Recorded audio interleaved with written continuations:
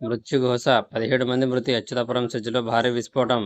Essentia pharma కంపెనీలో పేలిన reactor తునాతునకలైన శరీర భాగాలు యంత్రాలకు చెట్లకు వేలాడుతున్న మాంసపు ముద్దలు ఘటనా స్థలిలో భీతావహ దృశ్యాలు ఎగిసిపడ్డ దట్టమైన మంటలు కమ్ముకున్న పొగ సాల్వెంట్లు రియాక్షన్ ప్రమాదానికి కారణమంటున్న అధికారులు 40 మందికి గాయాలు మృతుల సంఖ్య పెరిగే అవకాశం సమయానికి రాని అంబులెన్సులు మృతదేహాలు మూటగట్టి గుట్టు కేజీహెచ్కి తరలింపని నిలదీసిన బాధిత కుటుంబాలు హైకోర్టుకు మరో 2 శాశ్వత న్యాయమూర్తులు రాష్ట్రపతి ఆమోద ముద్ర శుక్రవారం చేసే అవకాశం మార్గదర్శిపై 2 సీఎంలు స్పందించాలి చంద్రబాబు రేవంత్ రెడ్డిల నుంచి కనీస స్పందన కరువు హైకోర్టు ఆదేశాలతో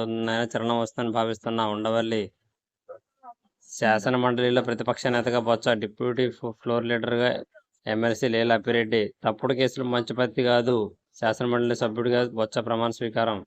17 మంది టీడీపీ ఎమ్మెల్యేలు నేర చరిత్రలు ఇద్దరు జనసేన పార్టీ ఎమ్మెల్యేలు కూడా వెల్లడించిన ఏడీఆర్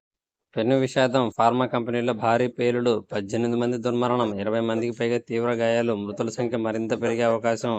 అచ్యుతాపురం సెజ్లోని ఎసెన్షియల్ రసాయనిక ద్రవం లీక్ ఎలక్ట్రిక్ ప్యానెల్పై పడిన రసాయనం కుప్పకూలిన భవనం స్లాబ్ ఓ గోడ కార్మికుల ఆహాకారాలు పరుగులు చల్లచెదురుగా మృతదేహాలు సమీపంలో చెట్ల మీదకు ఛిద్రమైన శరీర భాగాలు నేడు అచ్యుతాపురానికి సీఎం చంద్రబాబు 300 కోట్ల సిమెంట్ హాంఫర్డ్ దొరికినంత దోచుకున్న వైసీపీ నేతలు గత ప్రభుత్వంలో సచివాలయ భవనాల నిర్మాణాలు చేపట్టకుండా ఎక్కడికక్కడ దోపిడీ అవసరం లేకపోయినా కంపెనీల ద్వారా సరఫరా భారతీయ సిమెంట్ నుంచి 83 కోట్ల వరకు మొత్తం 19 కంపెనీలకు 650 కోట్ల చెల్లింపు